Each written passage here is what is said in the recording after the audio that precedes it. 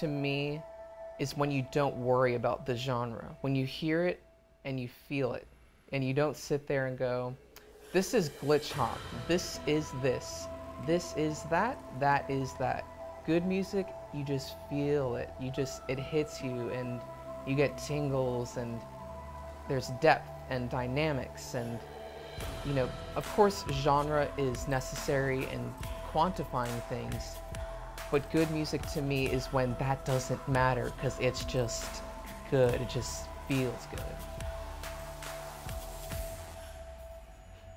In a word, awkward. Very, very awkward.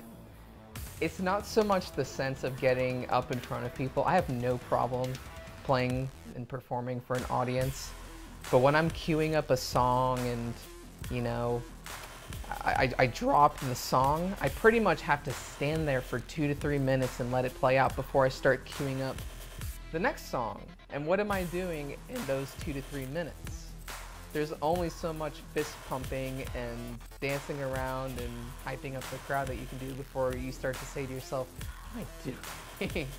And that's the point I get to. It's just like, well, and what am I having for breakfast tomorrow? Because this is, I don't know. I prefer having an instrument that I can focus on and entertain the audience and focus on the music, because honestly, DJing to me is just an advanced iPod.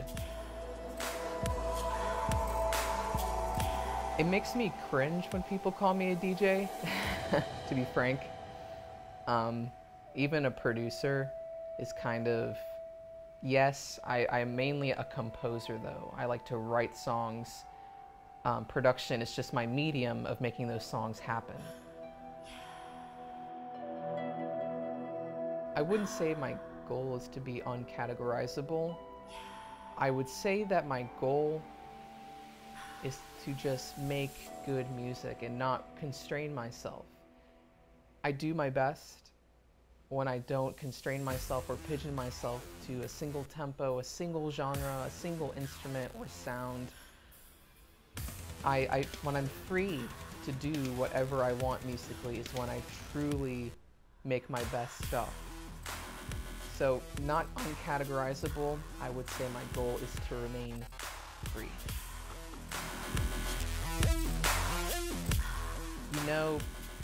Individual tracks, that's hard to say, but what's really been influencing me is a lot of retro sounds. A lot of 90s industrial, a lot of 80s, late 80s electronica, and Nintendo soundtracks, like just the straight up chiptune soundtracks, have really been influencing me a lot this year. And also a lot of electro rock, I guess it's called, outfits like Pendulum and Cell Dweller, and people like that. That's really what's been turning me on this year. Working with Skrillex on the orchestral suite was a test of my limits, honestly. I had been doing a lot of dubstep orchestral arrangements of like Flux Pavilion and, people like that. And I had sent a few of them to Skrillex's manager. 6 months later, I get an email back, oh my God, how did I miss this? And he's gonna call you, by the way. From there, he basically just gave me the complete freedom to just do whatever I wanted, whatever songs, and feel it out, make it the best possible thing, and that's what I did. It was pretty much a for-hire thing. He completely trusted me with it, and that's why I think it came out so good. Film and video game composer idols. Well, I would say for film, my #1 person is Danny Elfman. His music, just right here, all of it. Obviously, people like John Williams and his beautiful Star Wars and Harry Potter soundtracks. People like Alexander Desplat, just phenomenal composers. On the realm of video games, though, people like Koji Kondo and Nobuo Uematsu and Grant Kirkhope, all of the amazing composers who've had such prolific soundtracks.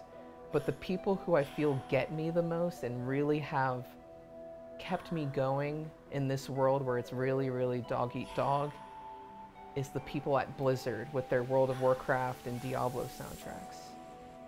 I can't explain how much I love that music and how much it speaks to me. And that is my number one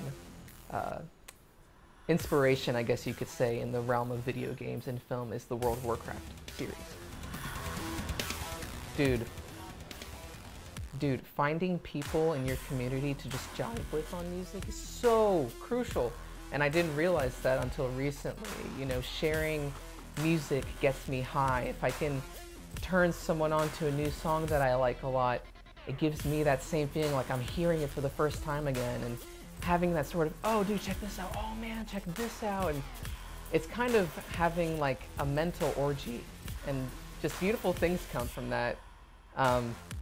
You know, new inspiration for tracks. It makes you want to go home and write music until you can't keep your eyes open anymore, and it's so crucial. So to everyone, you know, listening, watching out there, if you can find some friends who are just as passionate about music as you are, get together, share some music, jive, and beautiful things will happen. My goal with electronic production, I'd like to continue to play with it. It is fun, you know? It's something that I don't take too seriously. That's why I'm able to have jarring sort of genre mashups like electronic music and Bollywood and film music and dubstep. It's because I'm just having fun.